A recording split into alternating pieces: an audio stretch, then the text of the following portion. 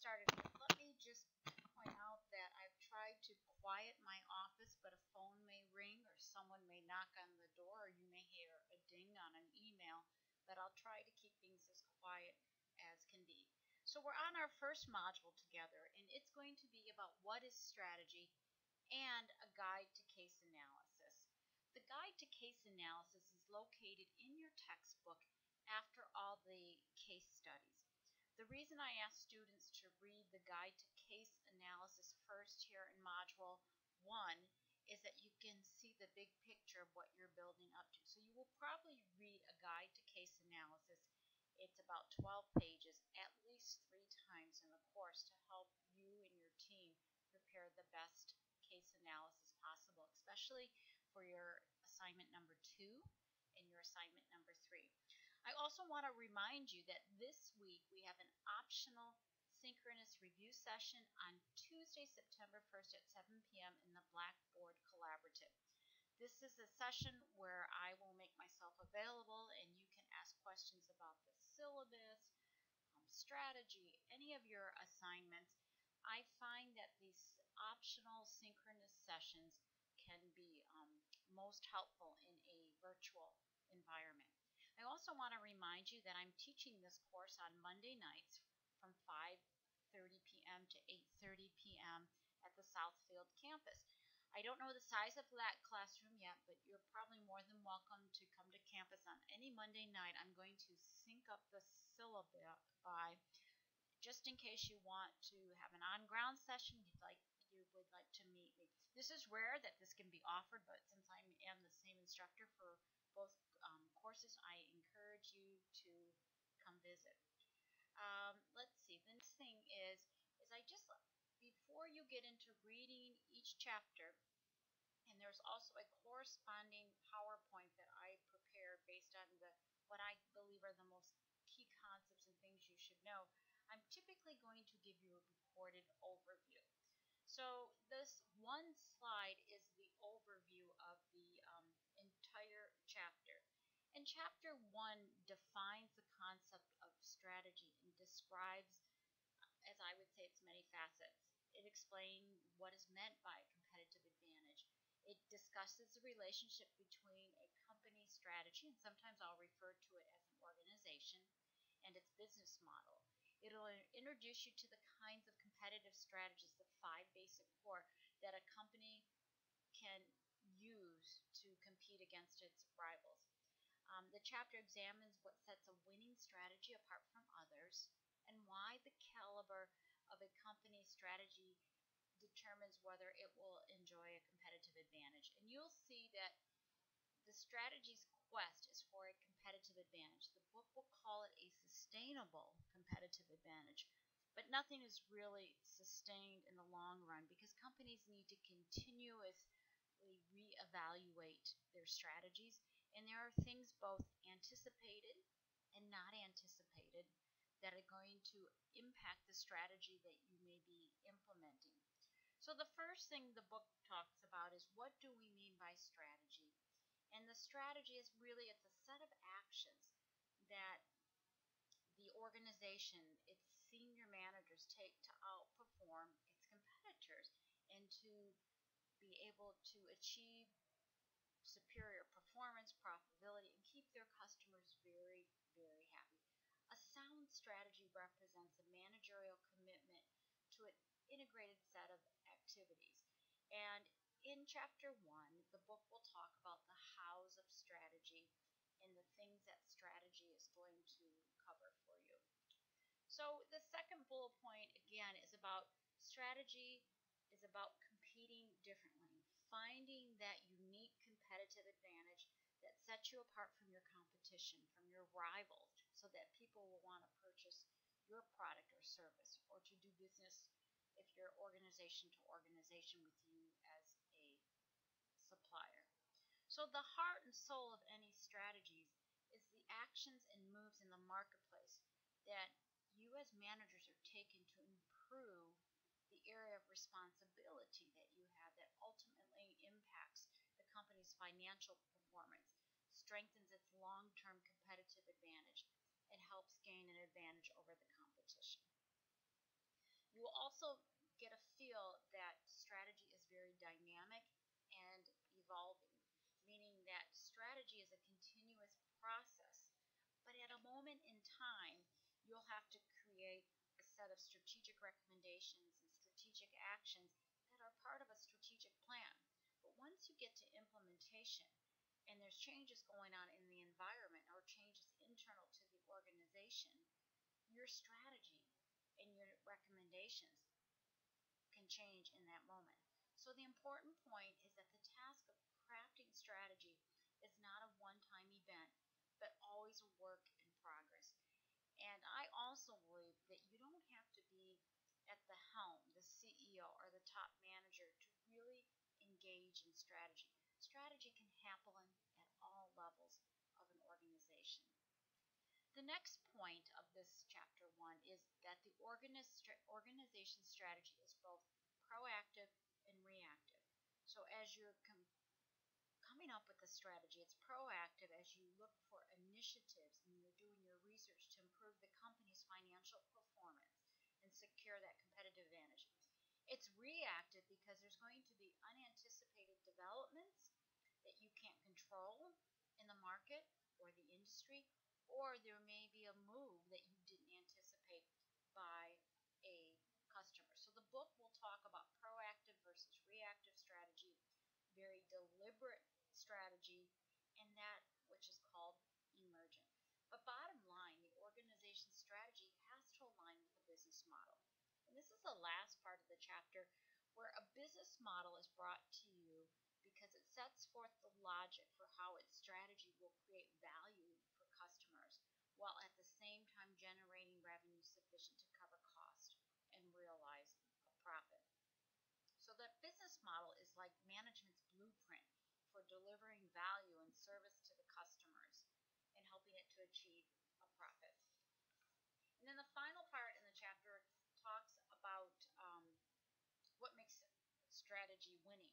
You have to have strategic fit, meaning that the strategy has to fit to the organization's strengths. There needs to be a competitive advantage out there for an opportunity so that you can have that in that short run, that sustainable competitive advantage of why should I buy from you.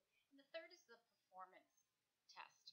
And that strategy is producing good company performance, good profitability, cash flow, and the ratios. So you will learn in this course that good strategy plus good strategic execution equals good strategic management. So make sure that the next steps in Module 1 is to now read Chapter 1 and use the supporting PowerPoints that I prepared. When you're done with that, you'll want to go to what is Discussion Board Question 1 and Discussion Board Question 2. Some weeks you'll have one discussion board, some weeks you'll have no discussion board, some weeks you'll have 3. But at minimum, it's like coming to class. So DB1 has been posted already in DB2, and your responses to these postings must be done by 9 p.m. on Wednesday evening to begin to receive credit for your weekly posting and dialogues. So my recommendation is to compose your answer in Word where you can save it, because sometimes as you're typing up in Blackboard, you might hit the wrong key, you might lose your internet connection, so you've lost your response. So my recommendation is to do your initial postings in Word and then cut and paste them into the message box. Now when you're doing your dialogue, imagine as if we were sitting in class together for 3 hours, and to me an initial posting is when Bob says something about the Starbucks capsule that we're going to discuss.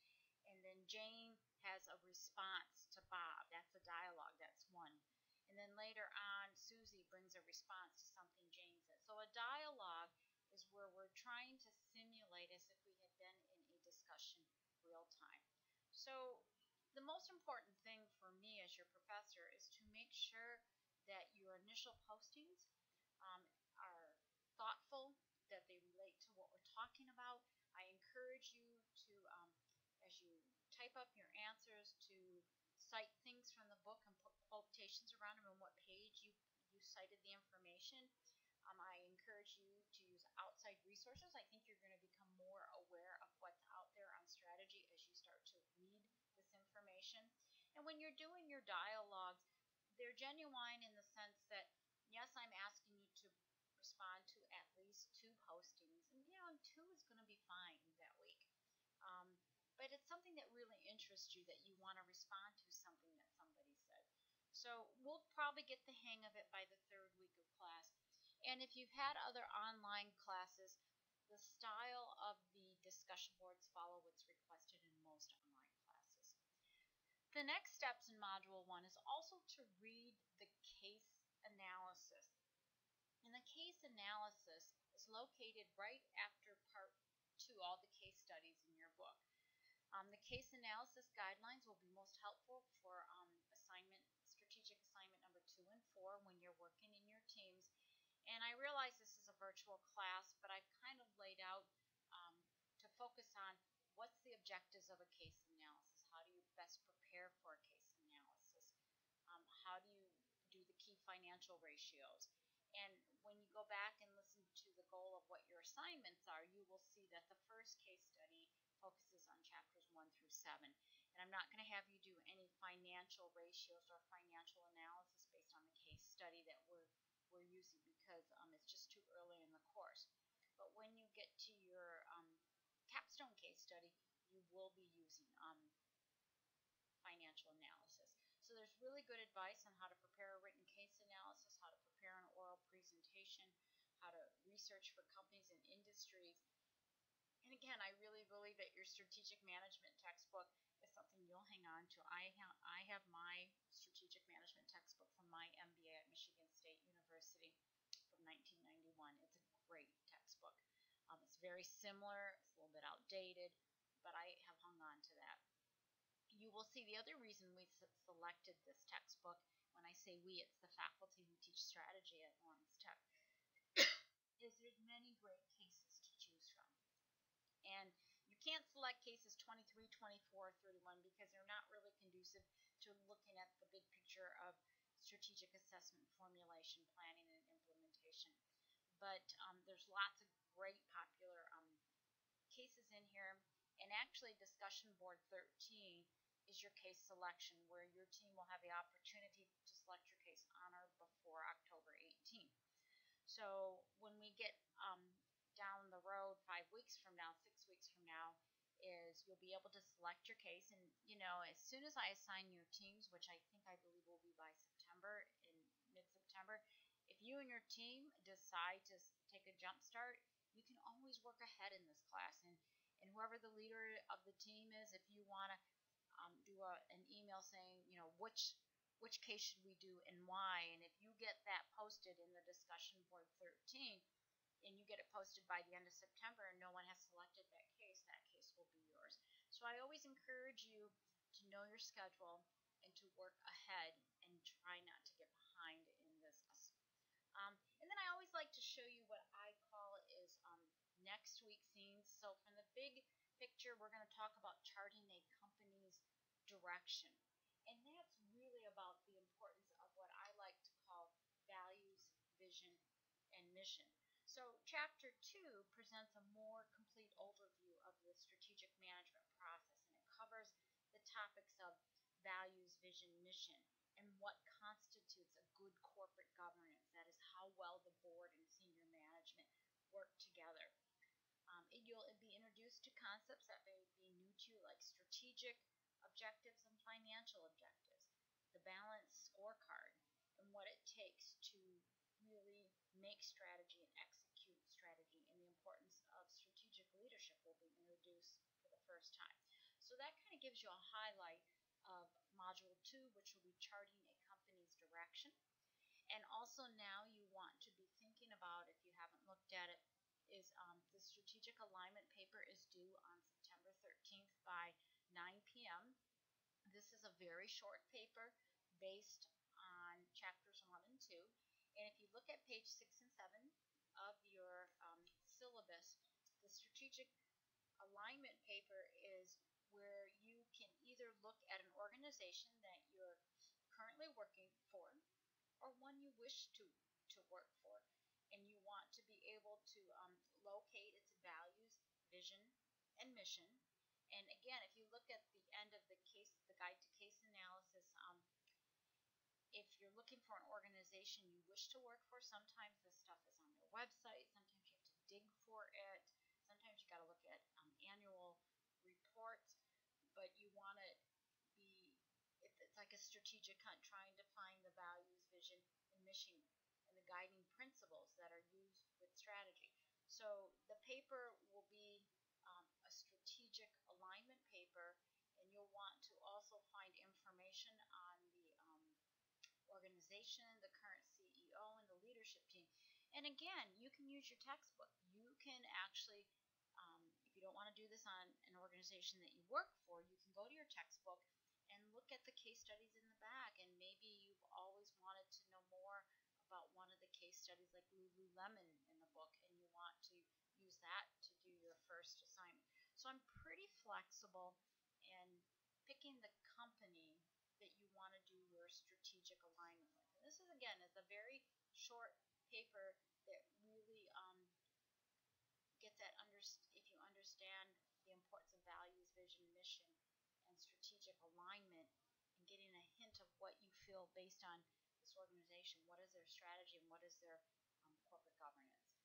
And then the discussion board 3 initial posting. This will be our 3rd week in class. Will be due by Wednesday, and a virtual class. I'm sure you'll get the hang